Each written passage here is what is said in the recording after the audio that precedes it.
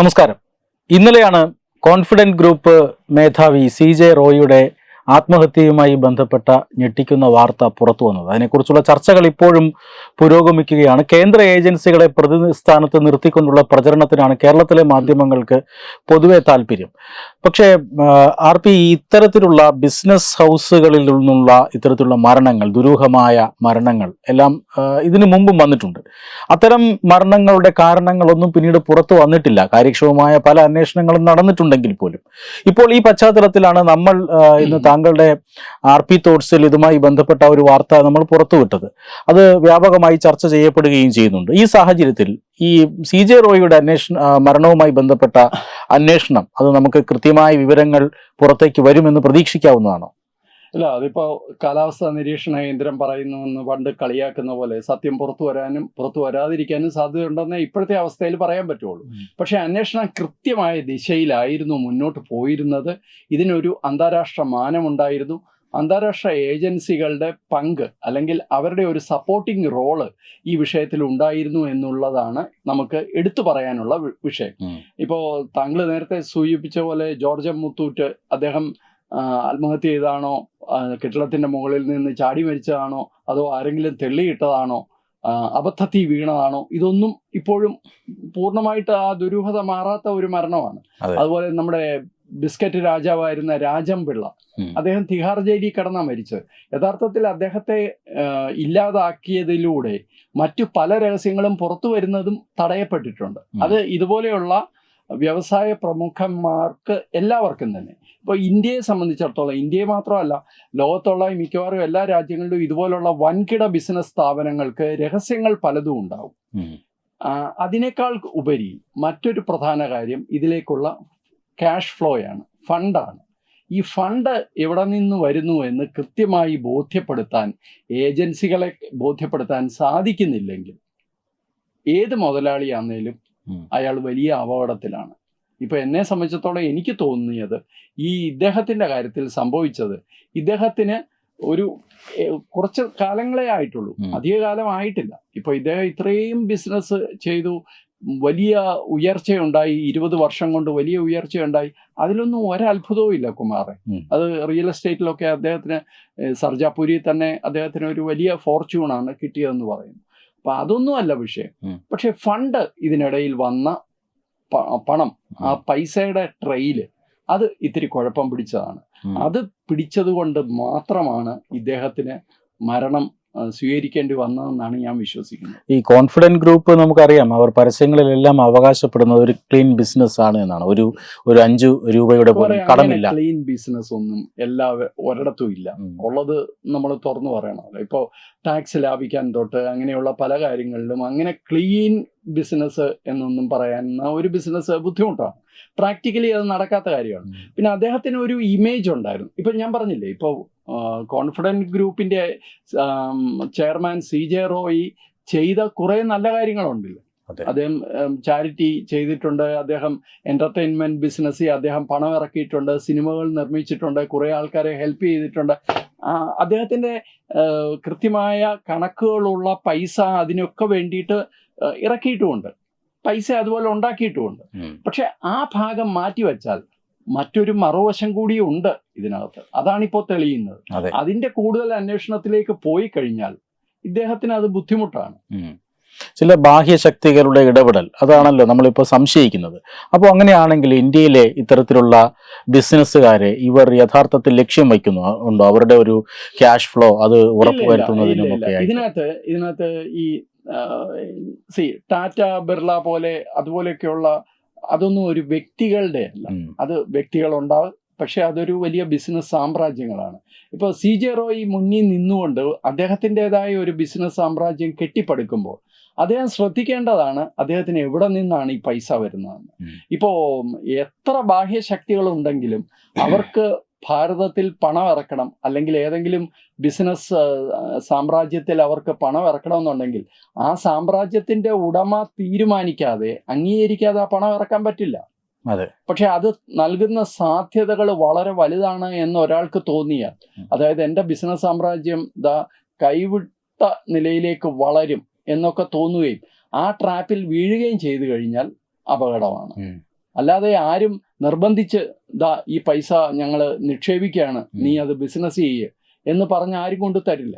അത് ഇതിന്റെ പ്രധാനപ്പെട്ട ആളുടെ കൺസെന്റും കൂടെ വേണമല്ലോ. അതെ, ഈ ഇങ്ങനെയുള്ള ഒരു സമ്മർദ്ദം, അതായത് ഈ കുറ്റകൃത്യത്തിലേക്ക് അകപ്പെട്ടു അല്ലെങ്കിൽ വീണുപോയി എന്നൊരു സമ്മർദ്ദം, കാരണം ഇന്നിപ്പോൾ IT വകുപ്പിന്റെ ആൾക്കാർ തന്നെ പറയുന്നത് യാതൊരുവിധ മാനസിക സമ്മർദ്ദവും നൽകിയിരുന്നില്ല, ഒരു ഫ്രണ്ട്ലി ടോക്കായിരുന്നു നമ്മൾ തമ്മിൽ ഉണ്ടായിരുന്നത്.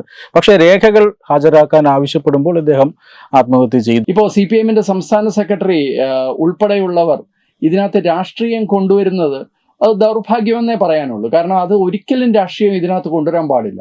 ഈ പറയുന്ന പോലെ ED ആയാലും ഇൻകം ടാക്സ് ആയാലും അവർക്ക് അവരുടെ അധികാരങ്ങൾക്ക് വലിയ പരിമിതികളുണ്ട്. അതുകൊണ്ട് അവർ പേടിപ്പിക്കുക, ചീത്ത വിളിക്കുക, ദേഹോപദ്രവം ഏൽപ്പിക്കുക എന്നൊക്കെ പറയുന്നത് തന്നെ തെറ്റാണ്. അവർക്കത് ചെയ്യാൻ പറ്റില്ല, അവർ ചെയ്യുകയില്ല. ചെയ്തു കഴിഞ്ഞാൽ ആ ഉദ്യോഗസ്ഥന്റെ പണി പോകും. അവർ ചെയ്യുന്നത് കൃത്യമായ അന്വേഷണം നടത്തുന്നു, കൃത്യമായ ഗവേഷണം നടത്തുന്നു, ബാക്ക് റെക്കോർഡ്സ് എടുക്കുന്നു. ഇതിൻ്റെയൊക്കെ അടിസ്ഥാനത്തിൽ അവർ കണക്കുകളുടെ അടിസ്ഥാനത്തിലാണ് കോൺഫ്രണ്ട് ചെയ്യുന്നത്. അപ്പോൾ അവർ വളരെ കൃത്യമായിട്ട് ചില കാര്യങ്ങൾ ചോദിക്കുമ്പോൾ അതിന് ഉത്തരം പറയാനില്ലാത്ത വരുന്ന ഒരവസ്ഥയുണ്ട്. പക്ഷെ ഉത്തരം ഇല്ലാത്തത് കൊണ്ടാണോ? അല്ല, ആ ഉത്തരം ഞാൻ പറഞ്ഞു പോയാൽ മറ്റ് ചില വലിയ അപകടങ്ങൾ എന്നെ കാത്തിരിക്കുന്നു എന്ന ബോധ്യം വരും. അതായത് ഈ CJ റോയിൽ ഈ അന്വേഷണം നിൽക്കുകയില്ല. ഈ അന്വേഷണം നമ്മൾ നേരത്തെ പറഞ്ഞ പോലെ സ്ലോവാക്യ രാജ്യത്തേക്ക് എത്തുന്നു. സ്ലോവാക്യയ്ക്ക് അപ്പുറം കടന്ന് ഇത് മറ്റ് ചില വലിയ ആൾക്കാരിലേക്ക്, വലിയ അറിയാലോ ഡീപ് സ്റ്റേറ്റ് പോലെയൊക്കെയുള്ള സംവിധാനങ്ങളുണ്ട് ഈ ലോകത്ത്, അവരിലേക്കൊക്കെ ഇത് എത്തുന്നു എന്ന് പറയുമ്പോൾ അവര് തീർച്ചയായിട്ടും അദ്ദേഹത്തിന് വ്യക്തമായിട്ട് അറിയാം അതിൻ്റെ പ്രത്യാഘാതങ്ങൾ എന്താണെന്ന്. ഇതെല്ലാം ഈ ഡേർട്ട് മണി സ്വീകരിക്കുന്നത് കൊണ്ട് ഉണ്ടാകുന്ന പ്രശ്നങ്ങളാണ്. ഇപ്പൊ ഇതില് സ്ലോവാക്യ രാജ്യത്തിന്റെ ഇവിടുത്തെ പ്രതിനിധിയാണ് CJ റോയ്, ഓണററി കോൺസുലാണ്, നയതന്ത്ര ഒരു പരിരക്ഷയൊക്കെ ഉണ്ട്. ഇപ്പോൾ കിട്ടുന്ന വിവരം അനുസരിച്ച് ഞാൻ ചില ആൾക്കാരോട് സംസാരിച്ചിരുന്നു. അദ്ദേഹത്തിന് കഴിഞ്ഞ കുറച്ച് ദിവസങ്ങളായിട്ട് സ്ലോവേക്കിയ സർക്കാരിന്റെ ഷാഡോ ആണെങ്കിലും അവര് സുരക്ഷ കൊടുത്തിരുന്നു എന്നാണ് പറയുന്നത്. ഇദ്ദേഹം ആരെയാണ് ഭയപ്പെട്ടിരുന്നത്? എന്തായാലും ഇൻകം ടാക്സിനെയും അല്ലെങ്കിൽ IBയെയും റോയെയും ഒന്നുമല്ല അദ്ദേഹം ഭയപ്പെടുന്നത്. അവർക്ക് അതിനുവേണ്ടി അദ്ദേഹത്തിന് സെക്യൂരിറ്റി വെക്കേണ്ട ആവശ്യമില്ല. ഇത് ഉറപ്പിച്ച വിവരമല്ല, പക്ഷേ സ്ലോവേക്കിയൻ നയതന്ത്ര പരിരക്ഷ ഇദ്ദേഹത്തിനുണ്ടായിരുന്നു. എന്താണ് സ്ലോവേക്കിയ എന്ന രാജ്യത്തിന്റെ പ്രത്യേകത? അവിടെ കരിഞ്ചന്തയിൽ ആയുധ കച്ചവടവും അതേപോലെ മയക്കുമരുന്നും കച്ചവടവും ഒക്കെ നടക്കുന്നതിന്റെ ഒരു ട്രാൻസിറ്റ് പോയിന്റ് ആണ്. കൊടുക്കൽ വാങ്ങൽ നടക്കുന്ന, കൈമാറ്റം ചെയ്യപ്പെടുന്ന ഒരു പ്രധാന പോയിന്റാണിത്. പഴയ സിൽക്ക് റൂട്ട് പോലെ ഇതുപോലെയുള്ള ഡ്രഗ്സിനും ആയുധക്കടത്തിനും ഒക്കെ വ്യക്തമായ റൂട്ടുകളുണ്ട്. ഈ റൂട്ടുകളെല്ലാം കടന്നു പോകുന്നത് സ്ലോവേക്കിയ വഴിയാണ്. ഇതിന്റെ കസ്റ്റമേഴ്സ് ആരാണ് എന്ന് ചോദിച്ചു കഴിഞ്ഞാൽ യൂറോപ്യൻ രാജ്യങ്ങളാണെങ്കിൽ ഇത് ഒറിജിനേറ്റ് ചെയ്യുന്നത് തുർക്കി ഉൾപ്പെടെയുള്ള രാജ്യങ്ങളിൽ നിന്നാണ്. തുർക്കിയിൽ നിന്നുണ്ട്, കഞ്ചാവും ഈ പറഞ്ഞ പോലെ ഹെറോയിനും ഒക്കെ ആണെങ്കിൽ അഫ്ഗാനിസ്ഥാനിൽ നിന്നുണ്ട്. തുർക്കിയിൽ നിന്ന് ആയുധങ്ങളാണ് വരുന്നത്. തുർക്കിയിലെ ആയുധങ്ങൾ ആരുടെയാണ്? ഇത് പല ആയുധങ്ങളും റീഫർബിഷ് ചെയ്താണ്, പുത്തൻ ആയുധങ്ങളൊന്നുമല്ല. പല സ്ഥലങ്ങളിൽ നിന്ന് എടുത്തിട്ട് അത് രണ്ടാമതൊന്ന് മിനുക്കിയാണ് ഈ കരിഞ്ചന്തയിൽ വിൽക്കുന്നത്. ഈ ആയുധങ്ങളൊക്കെ ഇസ്ലാമിക ഭീകരവാദികൾ ഉപയോഗിച്ചിരുന്നോ, അവർക്ക് വേണ്ടിയിട്ടോ ഉണ്ടാക്കിയതോ അല്ലെങ്കിൽ തുർക്കിയിൽ രണ്ടാം കിട മാർക്കറ്റിൽ കിട്ടുന്നോ ഒക്കെയാണ്. അപ്പൊ ഈ ബന്ധങ്ങൾ വളരെ വലുതാണ്. അപ്പൊ ഇതിലൊക്കെ ഞാൻ പെട്ടുപോകുമോ എന്നുള്ള ഭയം അദ്ദേഹത്തിന് തീർച്ചയായിട്ടും ഇത്തരം ബന്ധങ്ങളൊന്നും ഉണ്ടാവാൻ സാധ്യത വളരെ കുറവാണ്. കാരണം ആളൊരു ബിസിനസ്സുകാരനാണ്. അയാള് പോയിട്ട് ഒരിക്കലും ആയുധ കച്ചവടത്തിലോ അല്ലെങ്കിൽ തീവ്രവാദ കേസിലോ ഒന്നും പെടാൻ സാധ്യതയില്ല അറിഞ്ഞുകൊണ്ട്. പക്ഷെ പൈസയുടെ ബന്ധം ഉണ്ടായാൽ അത് പിടിച്ചു നിൽക്കാൻ പറ്റില്ല. അവരിൽ നിന്ന് തന്നെയാണ് യഥാർത്ഥത്തിൽ CJ റോയ്ക്ക് ഭീഷണി ഉണ്ടാകാൻ സാധ്യതയുള്ളത്. അല്ലെങ്കിൽ ആ ഭീഷണി ഉണ്ടായിട്ടുണ്ടാകാം. അതുകൊണ്ട് തന്നെയാണ് അദ്ദേഹം ഒരു സെക്യൂരിറ്റിയുടെ കാര്യത്തിൽ ഇത്രയും ശ്രദ്ധിച്ചത് എന്നാണ് എനിക്ക് തോന്നുന്നത്. തീർച്ചയായിട്ടും അന്വേഷണം പുറത്തു വരുമ്പോൾ, കൂടുതൽ മുമ്പോട്ട് പോകുമ്പോൾ ഇത് വിവരങ്ങൾ പുറത്തു വരാൻ സാധ്യതയുണ്ട്. ഈ അന്വേഷണത്തെ സംബന്ധിച്ചാണ് CID ആണ് ഇപ്പോൾ കർണാടകയിൽ അന്വേഷിക്കുന്നത്. ഇപ്പോൾ രഹസ്യാന്വേഷണ ഏജൻസികളും സമാന്തരമായ അന്വേഷണം നടത്തുന്നുണ്ട് എന്ന് താങ്കൾ പറഞ്ഞു. അങ്ങനെയാണ് എങ്കിൽ ഈ ബിസിനസ്മാനെ കണക്ട് ചെയ്ത് മറ്റു ചില സംരംഭകർ കൂടി ഈ കേസിൽ വരാൻ സാധ്യതയുണ്ടോ, കുടുങ്ങാൻ സാധ്യതയുണ്ടോ? തീർച്ചയായിട്ടും അതിന് വലിയ സാധ്യതയുണ്ട്. കാരണം ഈ ബന്ധങ്ങൾ, അത് ഈ പണം പോയ വഴി തീർച്ചയായിട്ടും അന്വേഷണം ഉണ്ടാവും. ഇതൊരു ഡേർട്ട് മണിയാണ് എന്ന് തെളിയുന്ന നിമിഷം ഈ പണം ഉപയോഗിച്ചവരും അല്ലെങ്കിൽ ഈ പണത്തിന്റെ ഭാഗവക്കായവരും അവരൊക്കെ ഇതിനകത്ത് കൊടുക്കും. ഇതിനകത്ത് സിനിമാ നിർമ്മാണം ഉൾപ്പെടെയുള്ള വിഷയങ്ങളുണ്ട് എന്ന് നമുക്കറിയാം. അപ്പോൾ തീർച്ചയായിട്ടും അന്വേഷണം നിരവധി ആൾക്കാരിലേക്ക് പോകും. പക്ഷേ ഞാൻ പറയുന്നത്, ഇദ്ദേഹം ഇത്ര പെട്ടെന്ന് ഇങ്ങനെ ഒരു എളുപ്പവഴി തെരഞ്ഞെടുത്ത് സ്വയം ജീവൻ അവസാനിപ്പിച്ചത് ഒരു പക്ഷേ അദ്ദേഹത്തിന്റെ കുടുംബത്തിനുൾപ്പെടെ ഒരു സുരക്ഷാ പ്രശ്നം വരാൻ സാധ്യതയുണ്ട് എന്നുള്ള തോന്നലും ഉണ്ടായിരിക്കും. ഞാനങ്ങ് പോയി കഴിഞ്ഞാൽ എൻ്റെ കുടുംബമെങ്കിലും സേഫ് ആയിരിക്കുമല്ലോ എന്നുള്ള ചിന്തയായിരിക്കും. കാരണം അദ്ദേഹത്തിന് വേറെ യാതൊരു വിഷയങ്ങളും ഉള്ള ആളല്ല. കുടുംബപരമായിട്ടായാലും ബിസിനസ്സിലായാലും ഒന്നും പ്രശ്നങ്ങൾ ഉണ്ടാവാം സാധാരണഗതിയിൽ. പക്ഷെ അതൊന്നും ഒരു തകർച്ചയുടെ വക്കിലെത്തി നിൽക്കുന്ന യാതൊരു സൂചനയില്ലാത്ത ഒരു ബിസിനസ്സുകാരനാണ് ഇങ്ങനെ പോയത്. അപ്പോൾ തീർച്ചയായിട്ടും ഇതിനൊക്കെ അപ്പുറം അദ്ദേഹം ഭയപ്പെടുന്ന മറ്റെന്തോ ഉണ്ട് എന്നുള്ള കാര്യത്തിൽ ഉറപ്പാണ്.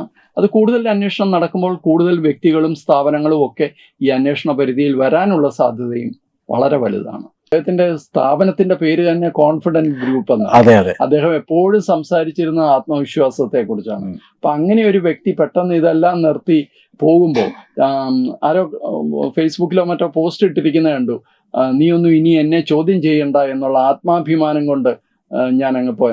അതൊക്കെ വളരെ ബാലിശമായ വാദങ്ങളാണ്. അത്തരം കൊച്ചു കാര്യങ്ങൾക്കൊന്നും പെട്ടുപോകുന്ന ഒരു മനസ്സാണ് CJ റോയിയുടെ എന്ന് എനിക്ക് തോന്നുന്നില്ല. കാരണം ഇത്രയും പ്രതിസന്ധികളിലൂടെ അദ്ദേഹം ഒരു വലിയ ബിസിനസ് സാമ്രാജ്യം പടുത്തുയർത്തിയ ആളാണ്.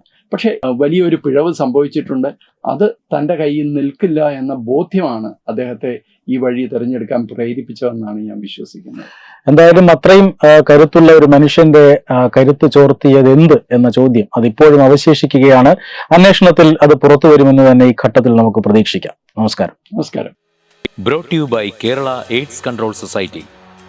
HIV എയ്ഡ്സ് സംബന്ധമായ സംശയങ്ങൾക്ക് 1097 എന്ന 24 മണിക്കൂറും പ്രവർത്തിക്കുന്ന ടോൾ ഫ്രീ നമ്പറിലേക്ക് വിളിക്കുക.